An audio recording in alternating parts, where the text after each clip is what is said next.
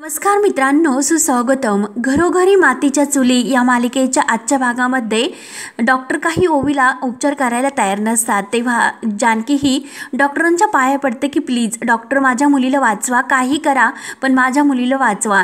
तरीसुद्धा डॉक्टरांना काही दया येत नाही. तर ते नर्सला सांगतात की नर्स प्लीज तुम्ही ह्या मॅडमला बाहेर घेऊन जाण्यासाठी सांगा, त्यांना बाहेर घेऊन जा. तेव्हा नर्स हे जानकीच्या हाताला धरतात आणि चला तुम्ही बाहेर चला, एकतरी ते आरडाओरडा करू नका, पेशंट आहे, तुम्ही बाहेर चला, बाहेर जाऊन तुम्हाला काय करायचे असेल ते करा. तेव्हा मात्र आता जेव्हा नर्स जानकीच्या हाताला धरतात तेव्हा जानकीला इतका राग येतो आणि जानकी हिसक्याने त्यांच्या हातातील आपला हात हिसकावून काढून घेते आणि खबरदार कोणी माझ्या जवळ जरी आला तर आणि माझ्या मुलीला तुम्ही हात लावला तर खबरदार. कसले नियम आणि कुठले नियम पाळतात तुम्ही? आणि डॉक्टरांना म्हणते की अगोदर तुम्ही डॉक्टर असल्याचा धर्म पाळा. फॉर्मॅलिटीज कशासाठी असतात? पेशंटच्या घरच्यांना मदत व्हावी यासाठी असतात, त्यांच्या प्राणाची भीक मागण्याची नसतात. आणि माझ्या मुलीला तुम्ही या अवस्थेत बाहेर काढतात आणि मला नियम सांगतात पैसा भरल्याशिवाय पेशंटला ऍडमिट करायचं नाही. हा नियम मात्र कुठल्याही जगात नाही आणि त्यासाठी एक जागरूक नागरिक म्हणून आत्ताच्या आत्ता मी तुम्हाला कोर्टामध्ये खेचू शकते, तुम्हाला सुद्धा आणि तुमच्या सर्व मॅनेजमेंटला सुद्धा. पण आता मी एका मुलीची आई आहे, माझ्या मुलीला मी इथे ऍडमिट करायला आलेले आहे, उपचार करायला. आणि ओवी जवळ येते, ओवीच्या डोक्यावरून हात फिरवते. एक लाचार आई की जी आपल्या मुलीच्या प्राणाची भीक मागते ती आई. म्हणून जानकी खूप रडत असते. तेव्हा मात्र आता कुठेतरी ह्या डॉक्टरचे डोळे उघडतात. तेव्हा जानकी परत उठते आणि अगदी दुर्गा अवताराने ती डॉक्टरांना म्हणते की मी कोण आहे हे विसरले नाही मी, परंतु तुम्ही कोण आहात हे तुम्ही मात्र विसरलात. तुम्ही डॉक्टर आहात आणि करिअरच्या सुरुवातीला तुम्ही तर एक अशी शपथ घेता की माझ्या पेशंटच्या हिताशिवाय मी दुसरा पलीकडे कोणताही विचार नाही करणार. व्यावसायिक खाजगी निर्णयापुढे माझं पेशंट आणि त्याचं आरोग्य माझ्यासाठी महत्वाचं आहे ही तुम्ही शपथ घेतात ना. तेव्हा जानकी आता इतकी भडकलेली असते आणि एक असा रुद्ररूप धारण करून ते डॉक्टरांशी ती बोलत असते. आणि काय हो डॉक्टर, कुठे गेली तुमची ती शपथ? डॉक्टर आहो तुम्ही मला मी नियम सांगतात का, तुमची प्रोसिजर फॉर्मॅलिटीज सांगतात, पण तुम्ही मात्र तुमचे नियम विसरलात. आम्ही सामान्य माणसं तुम्हाला देव मानतो, त्या देवाच्या जागी आम्ही तुम्हाला नेऊन बसवलेत आणि तुम्ही आम्हाला काय सांगतात? Formalities, procedure. एखाद्या पेशंटचा जर जीव वाचवायचा असेल तर देव तुम्हाला सांगतो का फॉर्मॅलिटीज पूर्ण करा, प्रोसिजर पूर्ण करा? आणि तुम्ही मला हे सांगतात का 9 वर्षाची मुलगी होती, तिच्या पोटामध्ये दुखतंय, कळवळते ती मुलगी आणि एका आईला ते माहिती होतं की डॉक्टरांकडे तिला घेऊन गेल्यानंतर डॉक्टर तिला बरं करतील, पण आज मात्र हिच्या जीवापेक्षा डॉक्टर तुम्हाला पैसा महत्वाचा आहे. म्हणून जानकी खूप रडत आपल्या ओवी जवळ येते आणि डॉक्टरांना हे सर्व ती बोलत असते. तुमच्यासाठी पैसा महत्वाचा आहे म्हणून जानकी खूप रडत असते आणि आपल्या ओवीला कवटाळते. तेव्हा मात्र डॉक्टर आणि नर्स फक्त शांत उभा राहून हे सर्व पाहत असतात. जानकीची चाललेली ही जीवाची तडफड अगदी आपल्या ओवीसाठी अगदी लगेच डॉक्टरांचे डोळे उघडतात. डॉक्टर म्हणतात की सॉरी मॅडम, म्हणजे जानकीची माफी मागतात आणि तुम्ही मला माझ्या कर्तव्याची जाणीव करून दिली, माझे डोळे उघडलेत. चला मी तुमच्या पेशंटला आत घेतो आणि तुमच्या मुलीवर लगेच उपचार सुरू करतो. म्हणून लगेच नर्सला ओवीला आतमध्ये घ्यायला सांगतात आणि सर्व प्रोसिजर लगेच पूर्ण करून ते लगेच उपचाराला सुरुवात करतात. तेव्हा नर्स आता घाईने ओवीला घेऊन आतमध्ये जातात. त्यानंतर मात्र आता इकडे ओवीला आतमध्ये नेल्यानंतर तिच्यावर लगेच उपचार चालू होतात. डॉक्टरांना आता जानकीने त्यांचे डोळे उघडलेले असतात. तेव्हा जानकीच्या जीवात जीव येतो आणि आता आपली ओवी बरी होईल म्हणून जानकीला अगदी आनंद होतो. त्यानंतर मात्र आता ऋषिकेश मात्र इकडे ती सुरी घेतो आणि आपले हात जे बांधलेले असतात तर ते दावत तोडून टाकतो आणि आता तो गुंडांच्या तावडीतून अगदी म्हणजे अलगतसा आपल्याला सोडवतो. परंतु समोर जे गुंड दारू पित असतात तर एकाच्या हातात ती दारूची बॉटल असते तर ऋषिकेश मात्र आता लगेच मागून आलेला असतो आणि तो एक गुंड म्हणतो की अरे ही बॉटल तर संपली आणि लगेच ती मागे फेकून देतो आणि ऋषिकेश लगेच ती दारूची मोकळी बॉटल झेलतो. तेव्हा त्यातील दुसरा गुंड म्हणतो की अरे बॉटल तर फेकून दिली, मग त्या फुटल्याचा आवाज कसा आला नाही, कारण ती ऋषिकेशने झेललेली असते. अरे त्या बाटलीचा आवाज कसा आला नाही, तर त्या गुंडांना एकटी दारू चढलेली असते, सर्वजण अगदी नशेमध्ये असतात. तर त्यातील दुसरा गुंडा म्हणतो की अरे मरून दे, आपल्याला जाम चढलेली आहे त्यामुळे आपल्याला आवाज बिवाज काही ऐकायला येत नाही. त्यावरती तो विनायक जो असतो तो म्हणतो की नक्की मला काहीतरी गडबड वाटते. अरे तो रणदिव्या तर उठला नाही ना, जरा जा आणि जाऊन बघा. तर दुसरा गुंड म्हणतो की जाऊन द्या, कशाला आम्हाला तुम्ही उगाच उठवायला लावता. तो नसन उठला तेव्हा तो विनायक त्यांच्यावर ओरडतो आणि थांबा मीच जाऊन पाहतो. तेव्हा ऋषिकेश लगेच त्यांचे बोलणे तेथे ऐकत असतो आणि ते तिकडे येणार म्हणून तो लगेच त्या खोक्यामागे जाऊन लपतो. आता विनायक तेथे आल्यानंतर लगेच तो इकडे तिकडे पाहतो तर तेथे ऋषिकेश नसतो आणि तो जोरात ओरडतो की अरे हा रणदिवे गेला कुठे, तो तर येथे नाही. म्हणून त्याला तर खूप मोठा धक्का बसतो की हा रणदिवे गेला कुठे असेल. म्हणून आपल्या सर्व जोडीदारांना आवाज देतो आणि त्यांना बोलावतो. तेव्हा ऋषिकेश मात्र तेथे खोक्यामागे लपलेला असतो. अरे त्याला लवकर शोधा, कुठे गेला तो, म्हणून सर्वजण शोधायला सुरुवात करतात. अरे लवकर शोधा नाहीतर माझा जीव जाईल असे विनायक ओरडू सांगत असतो. ऋषिकेश मात्र हे सर्व ऐकत असतो आणि ऋषिकेश आता त्यांच्यावर धावून येणार असतो आणि चांगली अशी त्यांची धुलाई करणार असतो आणि सर्वजण इकडे तिकडे शोधत असतात. तोच लगेच ऋषिकेश मागून धावत येतो आणि त्यांना अगदी ठणकावून म्हणतो की ऋषिकेश रणदिवे कधीही पळत नसतो, या इकडे एकेकाची दारू उतरवतो. तेव्हा सर्वजण हे ऋषिकेशवर धावून येतात परंतु ऋषिकेश मात्र आता सर्वांना भारी असतो. एकेकाची चांगली तो धुलाई करतो. काहींच्या डोक्यामध्ये तेथील खोकं उचलतो आणि घालतो. त्या विनायकची तर चांगली धुलाई करतो. तेव्हा मात्र आता त्या सर्व गुंडांना चांगला तो इतका मारतो, झोडतो आणि त्यांच्या हातामध्ये जो आपला मोबाईल असतो तर तो मोबाईल सुद्धा तेथून टेबलवरून उचलतो. त्यावर मात्र जानकीचे आता खूप काही कॉल्स आलेले असतात म्हणून तो धावतच तेथून निसटतो, स्वतःचा जीव वाचवतो आणि सर्व गुंडांची धुलाई करतो आणि लगेच तो तेथून बाहेर पडतो. आपल्या जानकीसाठी आणि ओवीसाठी ऋषिकेश आपला जीव वाचवून त्या गुंडांची चांगली धुलाई करून इकडे यायला निघलेला असतो. त्यानंतर मात्र आता इकडे ऐश्वर्या हिची तर चांगली खोळंबा होत असतो कारण तिला आता त्या घरामध्ये प्रॉपर्टीचे पेपर शोधायचे असतात म्हणजे नानांच्या रूममध्ये. म्हणून ती नानांच्या रूममध्ये आलेली असते परंतु तेथे मात्र सुमित्रा ही नानांच्या जवळच बसलेली असते. तर ऐश्वर्याला असं होतं की आता ही म्हातारी केव्हा येथून जाईल, एकतर माझ्याकडे वेळ कमी आहे, मला ते प्रॉपर्टीचे पेपर शोधायचे, नक्की आता काय करू. म्हणून ऐश्वर्या पूर्णपणे वैतागून जाते. त्या प्रॉपर्टीचे पेपर मला शोधून काढायचे आणि ही बाई तर येथे ढिम सुद्धा हलत नाही. तर सुमित्रा काही बोलत नसते, ती विचारतच असते. तर ऐश्वर्या लगेच नाटक करायला सुरुवात करते की आई अहो काय झालं, कसला विचार करतात तुम्ही. तेव्हा मात्र सुमित्रा म्हणते की अगं काही नाही, जानकी इतक्या खालच्या थराला जाईल असं मला केव्हाही वाटलं नव्हतं. तिच्या वाट्याला इस्टेटीमधील एकही कवडी न आल्यामुळे आपल्याशी कसं वागते, माझ्याकडे पैसे मागते. जानकीची अजून किती बदलती रूपं मला पाहावी लागणार आहे, देव जाणे. तेव्हा ऐश्वर्या म्हणते की आता तर लबाडी करून वेश बदलून आपल्या नानांना सुद्धा भेटायला आली होती. तेव्हा सुमित्रा म्हणते की आता सुद्धा निर्लज्जासारखं पैसे मागण्यासाठी तिने मला फोन केला होता आणि नाही, ती खरंच जर अडचणीत असती, घरामध्ये कुणाची तब्येत बरोबर नाही आणि उपचारासाठी पैसे लागतात तर मग मी तिला पैसे दिले असते, परंतु ती तर मला माझ्या हिश्श्याचे पैसे असे लागतात असे म्हणते. मग मी तिला पैसे कसे देणार आणि असे हिस्स्याचे पैसे मागताना तिला लाज कशी वाटली नाही. ऐश्वर्या अगं माझं काही चुकलं का, मी तर जानकीला कायम माझ्या मुलीसारखंच वागवलं ग. जेव्हापासून ती लग्न होऊन या घरामध्ये आली होती तेव्हापासून मी तिला एकदाही अशी जाणीव करून दिली नव्हती ती अनाथ आहे म्हणून. एका आईचं प्रेम मी तिला दिलं आणि या घरात तिला जे काही प्रेम मिळालं ते या घरात तिला परकेपणाची भावना मिळाली नाही. जे काही करायचं अगदी तिच्या मनाने सर्व काही होत होते आणि आज मात्र ती कशी वागली, अगदी तिच्या ह्या निर्लज्जपणाची मलाच लाज वाटते. आणि आज मात्र ती असा मला त्रास देते, घरामध्ये राहून सुद्धा आणि घराच्या बाहेर जाऊन सुद्धा तिने मला पैशासाठी फोन केला आणि मला ती फोन करून असा काही त्रास देते. खरंच मी जानकीकडून कधी अशी वाईट भावना केली नव्हती की जानकी असं काही वागेल म्हणून. आणि इतकं सर्व ती वागते, तिचंच तिला पटतं आणि तरी सुद्धा ह्या सौमित्राला तिचीच बाजू खरी वाटते आणि सौमित्र तिचीच बाजू घेतो आणि आपल्याला बोलतो, म्हणजे मला सुद्धा तो खूप काही बोलतो. आणि त्यामुळे सौमित्र असा वागल्यामुळे मलाच विचार येतो की नक्की खरं काय आणि खोटं काय. मला खरंच काही कळेनासे झाले. ऐश्वर्या मला सांग, मी काही चुकले का ग, माझं काही चुकलं का, तिला पैसे द्यायला हवे होते का, मग मी तिला परत फोन करू का. तेव्हा मात्र ही ऐश्वर्या तर ही तिला कुठे फोन करून देणार असते कारण इनेच तर खूप मोठा गैरसमज घालून ठेवलेला असतो.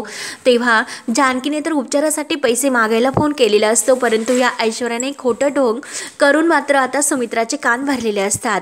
तेव्हा ऐश्वर्या आता सुमित्राला म्हणते की आई अहो तुम्ही कशाला परत तिला फोन करता, आई तुमचं काही चुकलेलं नाही, आई अहो तुम्ही खूप चांगल्या मनाच्या आहात आणि हीच मात्र तुमची खूप वाईट बाजू आहे. आई अजून सुद्धा मी तुम्हाला सांगते की वाईट लोकांना आणि परक्या लोकांना तुम्ही जवळ नका करू. आणि सुमित्राच्या हातावर हात ठेवते की आई अहो तुम्ही आमच्या आई आहात. आहात, त्यामुळे तुम्ही कधीही चुकत नाही, असं मुद्दाम ती सुमित्राला आणखीन भरून देते आणि मुद्दाम म्हणते की आई, अहो तुम्ही किती थकल्यासारखं दिसता, तो मी तुमच्यासाठी कॉफी घेऊन येऊ का, स्ट्रॉंग कॉफी, म्हणजे तुम्हाला कॉफी घेतल्यानंतर बरं वाटेल. तेव्हा सुमित्रा म्हणते की नको. तर लगेच ऐश्वर्या म्हणते की मग बाहेर तुम्ही ग्राउंडवर जाऊन येतात का, तुम्ही मोकळ्या राऊंडला जर गेलात तुम्हाला खरंच खूप छान वाटेल आणि जरा मोकळंसं वाटेल आणि फ्रेश होताल, त्यामुळे आई तुम्ही नक्की जरा बाहेर असा फेरफटका मारून या, कारण आता ऐश्वर्याला ही आई केव्हा बाहेर जाते आणि केव्हा ते पेपर शोधते असं झालं होतं, म्हणून आता त्याचं कारण ती शोधते आणि आईला बाहेर काढून द्यायचा प्रयत्न करते. आई तुम्ही काळजी करू नका, मी आहे ना, मी इथे नानांजवळच बसते, त्यांची काळजी घेते, त्यांना काय हवं नको हे पाहते आणि शेवटी या घरची सून म्हणून नानांची काळजी घेणं हे तर माझं कर्तव्य आहेच ना. तर आता ऐश्वर्या जे काही सांगत असते तर ते सुमित्राला पटते आणि ऐश्वर्याचे हे बोलणे ऐकून सुमित्रा तर आणखीन खुश होते आणि लगेच ऐकते, ऐश्वर्याच्या पाठीवरून हात फिरवते आणि लगेच ती म्हणजे बाहेर फेरफटका मारायला निघते, कारण तिला तर असे वाटतं की आता ऐश्वर्या नक्की नानांची काळजी घेईल, मला काही टेन्शन नाही, म्हणून सुमित्रा लगेच उठते आणि बाहेर फेरफटकायला मारायला निघून जाते. तेव्हा मात्र आता ऐश्वर्या खूपच खुश होते आणि वाव, खरंच हेच लागत होतं, केव्हाही आई बाहेर जाईल आणि मला प्रॉपर्टीचे पेपर शोधता येईल, मला तर हेच लागत होते, म्हणून ऐश्वर्या इतकी खुश होते आणि लगेच पेपर शोधायला सुरुवात करते. आणि आता आई तर गेल्या, मग कुणाची अडचण सुद्धा मला पेपर शोधताना येणार नाही, म्हणून घाईने दरवाजा लावून घेते आणि पेपर्स कुठे ह्या नानाने ठेवलेले आहेत ते शोधायला सुरुवात करते. त्यानंतर मात्र आता इकडे जानकीने हा इतका आकांत केल्यामुळे आणि डॉक्टरांना त्यांच्या कर्तव्याची जाणीव करून दिल्यामुळे आता मात्र ओवीवर आपल्या उपचार चालू होतात. डॉक्टर लगेच ओवीला आत घेतात, सर्व काही उपचार तिच्यावर लगेच सुरू होतात. तेव्हा जानकी मात्र आपल्या ओवीकडे एकटक पाहत असते आणि तिला खूप रडू येत असतं. ओवीची अशी अवस्था तिला काही बघवत नसते. तेव्हा जानकीला आतापर्यंत ओवीबद्दल बरोबर जे काही क्षण आहे ते सर्व आठवत असतात. आपली मुलगी खरंच किती गुणाची, किती लाडाची ओवी आहे हे सर्व काही अगदी खळखळून तिच्या डोळ्यासमोर येतात आणि डोळ्यातून अगदी पाण्याच्या धारा वाहत असतात. ओवीची ही अवस्था काही तिला बघवत नाही आणि एकतर उशीर किती झाला उपचार होण्यासाठी, म्हणून जानकीला खूप वाईट वाटत असतं. आज माझ्या ओवीला किती त्रास सहन करावा लागला. आनंदाने अगदी बागडताने आपली ओवी तिच्या डोळ्यासमोर येत असते आणि दिवाळीच्या वेळेस आपली ओवी किती आनंदी होते आणि ऋषिकेशने तिची दिवाळी किती मस्त साजरी केली आणि तिला किती आनंद झालेला होता हे सर्व काही जानकीच्या डोळ्यासमोर येते आणि तसतसे जानकीच्या डोळ्यामध्ये पाणी येत असते. डॉक्टरांचे उपचार चालू असतात आणि जानकी ही प्रेमाने आपल्या ओवीच्या डोक्यावरून हात फिरवते. जानकीचा हात थरथर कापत असतो, अगदी खूप रडत असते आणि जेव्हा हॉस्पिटलमध्ये जानकी ओवीला घेऊन येत असते तर ओवीने रडतच आईला विचारलेलं असतं की आई, अगं मला काही होणार तर नाही ना. तसतसे जानकीला ते आठवते आणि जानकीच्या डोळ्यात खूप पाणी येत असतं, अगदी अश्रू अनावर होतात आणि जानकी खूप रडत असते. जानकी ही ओवीची प्रत्येक आठवण काढते की तिला इथे आणताना किती त्रास होत होता, अगदी पोटाला कवटाळून ती खूप रडत असते, ओरडत असते,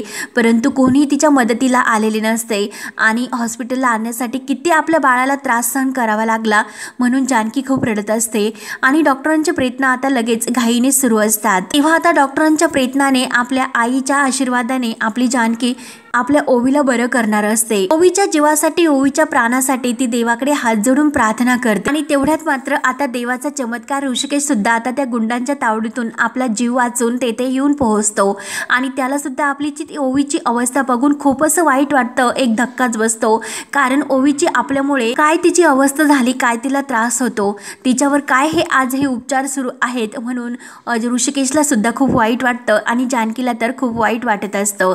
जानकी आपल्या ऋषिकेशकडे पाहत असते आणि खूप रडत असते आणि जेव्हा मात्र आता ऋषिकेश ओवीला पाहत असतो तेव्हा मात्र आता त्याला सर्व काही ओवीच्या आठवणी येतात की ओवी जेव्हा अगदी मंदिरातून जानकी ही तो प्रसाद शिऱ्याचा आणि त्या घुगऱ्या आमटी भाकरीचा घेऊन आलेली असते, तेव्हा मात्र ओवीला एकटीला तिने खायला दिलेलं असतं, कारण घरात एकही अन्नाचा कण नसतो आणि काही असं सामानसुद्धा शिल्लक नसतं काही जेवण बनवण्यासाठी. तेव्हा तिने ओवीला खायला दिलेलं असतं आणि दोघांनी मात्र साखर खाल्लेली असते. तेव्हा ओवी तोच विचार करते आणि आपल्या आईबाबांना प्रेमाने घास भरवते, अगदी तिखट आहे असं नाटक करते आणि आपल्या आईबाबांना ती जीव घालते आणि त्यानंतर म्हणते की मला माहिती आहे की घरामध्ये काही खाण्यासाठी नाही आणि माझं पोट भरावं म्हणून तुम्ही मुद्दाम खोटं बोललात की तुम्ही जेवून आलात म्हणून. मी तुमची मुलगी आहे, तुम्हाला ओळखते, मला सगळं काही कळतं. असे प्रत्येक क्षण आपल्या ओवीचे डोळ्यासमोर येतात आणि अगदी ओवीच्या डोक्यावर हात ठेवायला आपल्या ऋषिकेशचा हात थरथर कापत असतो आणि ओवीने आपल्या आई वडिलांना प्रेमाने घास भरवल्याचे क्षण अगदी ऋषिकेश जानकीच्या डोळ्यासमोर येत असतात आणि ओवीची ती अवस्था बघून ते खूप रडत असतात. देवाकडे प्रार्थना करत असतात की काही कर देवा, पण माझ्या ओवीला बरं कर. तेव्हा आता आई वडिलांचा आशीर्वाद आपल्या ओवीच्या डोक्यावर असतो आणि दोघे खूप रडत असतात. तर जानकी ही रडतच आपल्या ऋषिकेशच्या मिठीत येते आणि दोघेही खूप रडत असतात. जानकी ही ऋषिकेशच्या मिठीत येऊन खूप रडत असते की ऋषिकेश, अहो आपली ओवी, आज तिच्यावर काय अशी वेळ आली, काय तिची अवस्था झाली. आणि ऋषिकेशला जे काही अगदी लागलेलं असतं तर जानकी विचारते की ऋषिकेश, अहो काय झालं, तुमची अशी अवस्था कशी झाली, थांबा मी तुमच्यासाठी पाणी घेऊन येते. तेव्हा ऋषिकेश जानकीचा हात धरतो. जानकी, अगं मला काही झालेलं नाही असे म्हणतो. मी अगदी ठीक आहे, मला एक गोष्ट सांग की मी तुला इतके फोन करत होतो तरी सुद्धा तुझा फोन का लागत नाही, काय झालं होतं असं मला सांग. तर जानकीचा फोन मात्र आता त्या गाडीखाली अगदी फुटून गेलेला असतो आणि त्यामुळे आता ऋषिकेशचा फोन काही तिला लागत नसतो. तेव्हा जानकी खूप रडत असते. जानकी म्हणते की ऋषिकेश, अहो माझा फोन बिघडला, पण अहो तुम्हाला कसं कळलं की मी हॉस्पिटलमध्ये आहे, तुम्ही इथे कसं काय आलेत, कोणी सांगितलं तुम्हाला. तेव्हा ऋषिकेश सांगायला सुरुवात करतो आणि रडत सुद्धा खूप असतो की माझ्या नंबरवर अननोन नंबरवरून खूप मिस कॉल्स आले होते आणि त्या नंबरवर मी जेव्हा फोन केला तेव्हा मला कळलं की तो नंबर इथला आहे आणि इथल्या एका नर्सकडून मला सर्व काही कळलं. जानकी, तिने मला सर्व काही सांगितले. ऋषिकेश मात्र हे सर्व सांगताना रडत असतो, कारण एक देवाचा चमत्कार की आज आपले ऋषिकेश जानकी एकमेकांना भेटतात. अगं जानकी, आपल्या ओवीची ही अवस्था कशी झाली, आपल्या ओवीला काय झालं असे तो जानकीला विचारत असतो. जानकी खूप रडत असते. तेव्हा ऋषिकेश तिला धरतो आणि परत विचारतो की अगं जानकी, सांग ना ग, काय झालं होतं ओवीला, काय असं तिच्यावर अशी अवस्था झाली. तेव्हा जानकी खूप रडत असते आणि जानकी म्हणते की ओवीला भूक लागली होती, तिला भूक लागली होती म्हणून तिने तो केक खाल्ला की जो केक एक्सपायर झालेला होता आणि त्याच्यानंतर तिच्या पोटामध्ये दुखायला लागलं, तिला उलटी झाली होती. माझी चूक झाली, तो केक मी टाकून द्यायला होता, माझ्या लक्षात राहिलं नाही आणि तो केक मी तसाच डब्यामध्ये ठेवला. मी सुद्धा घरी नव्हते आणि ओवी घरी आल्यानंतर तिला भूक लागल्यामुळे आपण दोघेही घरी नाही म्हणून तिने तो केक खाल्ला. ते रडतच ती सर्व ऋषिकेशला झालेलं सांगते. ऋषिकेश म्हणत असतो की अगं असं कसा केक खाल्ला, तिला किती त्रास झाला असन. जानकी, अगं तू कुठे गेली होतीस. तेव्हा जानकी म्हणते की हो ऋषिकेश, मी तुम्हाला शोधायला बाहेर गेले होते, तुम्हाला मी खूप कॉल केले परंतु तुम्ही एकही कॉल नाही उचलला. तेव्हा ऋषिकेश सुद्धा खूप रडत असतो. ऋषिकेश म्हणतो की माझीच खूप मोठी चूक झाली, मी चुकलो, मी खरंच त्या आज कामावर जायला नको होतं. खरंच जानकी, ती माणसं खरंच खूप विचित्र होती, मला खरंच काहीतरी असं रस्त्यावर जात असताना सुद्धा खटकत होतं, काहीतरी असं जाणवत होतं की नक्की काहीतरी जीव आपल्या धोक्यात आहे, संकटात आहे. मला प्रत्येक गोष्टीची जाणीव होत होती आणि जेव्हा ती गाडी घेऊन गेलो तेव्हा एका सुनसान जागेवर जेव्हा मी गेलो आणि गाडी थांबलो तुझा फोन घेण्यासाठी, तेव्हा मात्र मला समजलं की ते नक्की मला इथे मारण्यासाठी घेऊन आलेत म्हणून. आणि त्या लोकांची आणि माझी कोणतीही दुश्मनी नाही, मी त्या लोकांना सुद्धा ओळखत नव्हतो, पण तरी सुद्धा त्यांनी माझ्याशी असं का केलं, मला खरंच काही कळेनासे नाही झाले. ते मला का असे मारण्यासाठी उठले होते आणि त्यांनी माझ्या जीवावर का इतका म्हणजे हल्ला केला. तेव्हा जानकीला सर्व काही माहिती असतं. जानकी म्हणते की हो, मला याबद्दल सर्व काही माहिती होतं, तुमच्यावर हे संकट येणं हे मला माहिती होतं. तेव्हा ऋषिकेश विचारतो की काय, तुला कसं माहिती होतं. तेव्हा जानकी सांगायला सुरुवात करते की त्या माणसाचं मी बोलणं ऐकलं होतं. तेव्हा जानकीच्या सर्व काही अगदी डोळ्यासमोर येत असतं की सयाजीराव आणि ऐश्वर्या जेव्हा बोलत होते तेव्हा मात्र जानकीने ते काही ऐकलेलं असतं. त्यानंतर मात्र आता सुमित्रा घराच्या बाहेर गेल्यामुळं आता ऐश्वर्या मात्र अगदी डोक्याला हात लावून टेन्शनमध्ये ते प्रॉपर्टीचे पेपर शोधायला सुरुवात करते, परंतु तिला मात्र प्रॉपर्टीचे पेपर्स काही तेथे मिळत नाही. कुठे गेले असतील आणि या म्हाताऱ्याने कुठे ठेवले असतील म्हणून ती इकडे तिकडे शोधत असते. तिला खूप टेन्शन येते. अख्खं कपाट सुद्धा मी शोधलं तरी सुद्धा ही प्रॉपर्टीचे पेपर्स काही सापडत नाही, नक्की आता कुठे शोधू म्हणून वैतागून जाते आणि परत एकदा त्या शोकेस जवळ येते आणि आता इथे शोधते, नक्की येथेच ठेवले असतील. एकदा तर शोधले परंतु परत एकदा शोधते म्हणून ते पूर्णपणे शोकेसची पालथ घालते, परंतु मात्र तेथे पेपर्स काही तिला सापडत नाही आणि वैतागून जेव्हा ती समोरून दुसरीकडे जायला निघते आणि त्याच वेळेस मात्र समोर जी खुर्ची लागते तर तिला ठेस लागते आणि ती खुर्ची तिच्या पायाला लागते. तर नानांना खूप असं हसायला होत असतं. नाना जोरजोराने हसतात आणि तिच्याकडे बोट करतात. तेव्हा मात्र आता ऐश्वर्याला खूप राग येतो आणि नाना तर जोरजोराने हसत असतात.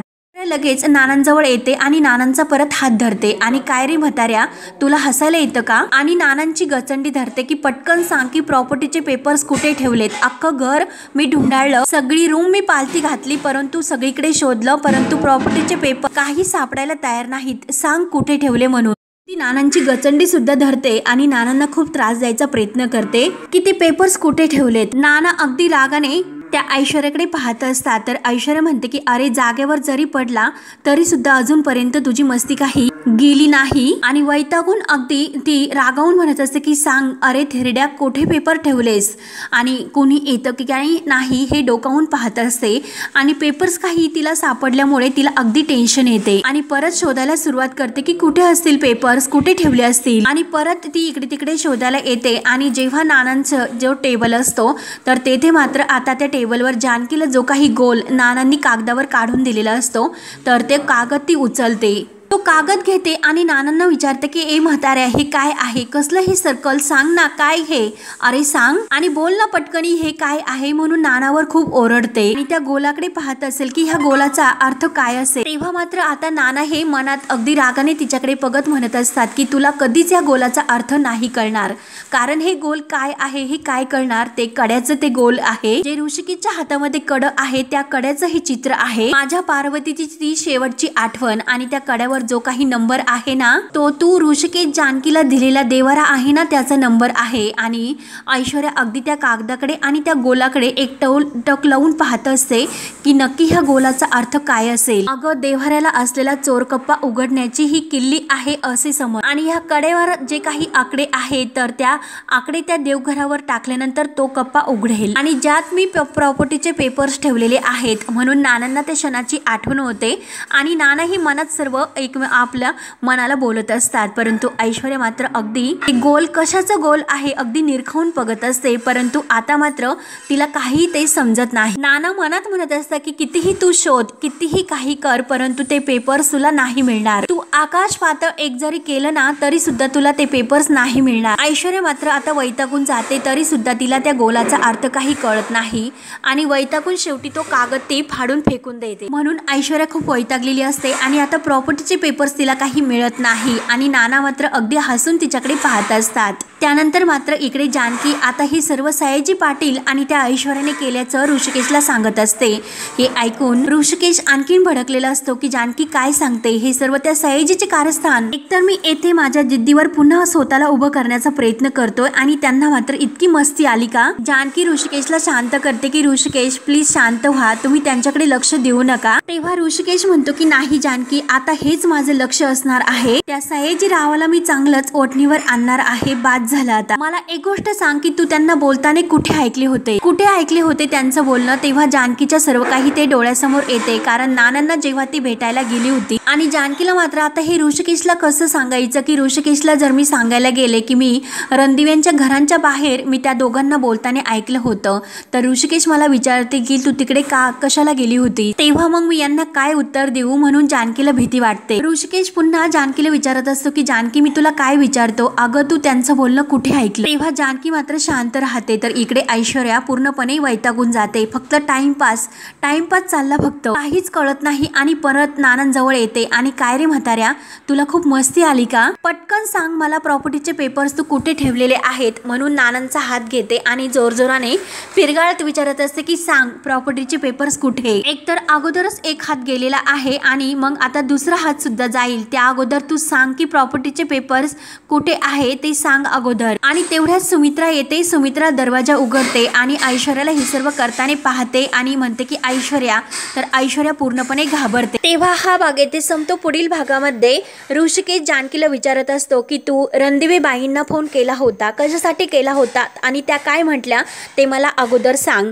तेव्हा जानकी म्हणते की हो, तू मला माझ्यासाठी मेलीस असं त्या मला म्हणाल्यात. तेव्हा ऋषिकेश जेव्हा शपथ घालतो तेव्हा मात्र जानकी सांगते पैसे मागायला तुला लाज कशी वाटत नाही असे सुद्धा त्या मला म्हणाल्या. त्यानंतर मात्र आता इकडे नाना हे अगदी ऐश्वर्याकडे बोट करून सुमित्राला सांगायचा प्रयत्न करतात की ऐश्वर्या चांगली नाही, ऐश्वर्याने सर्व काही कारस्थान केलेले आहेत. सुमित्रा विचारत असते की काही तुम्हाला सांगायचं का, नीट व्यवस्थित सांगा की काय झालं. सुमित्राला काही नानांचा हा बोलण्याचा अर्थ काही समजत नसतो. नाना तर ऐश्वर्याकडे बोट दाखवतात म्हणून ऐश्वर्या पूर्णपणे घाबरून जाते. त्यानंतर मात्र आता इकडे जानकी डॉक्टरांना सांगत असते की माझे मिस्टर गेलेले आहेत पैशांची सोय करायला. तेवढ्यात ऋषिकेश म्हणतो की मी पैसे भरलेत आणि आपला हात पुढे करतो. तेव्हा जानकी म्हणते की कड, तर ऋषिकेश म्हणतो की विकलं. ते ऐकून तर जानकीला खूप मोठा धक्का बसतो. तेव्हा आता पुढे काय काय होत राहणार हे पाहण्यासाठी आपल्या चॅनलला नक्की सबस्क्राईब करत राहा. धन्यवाद.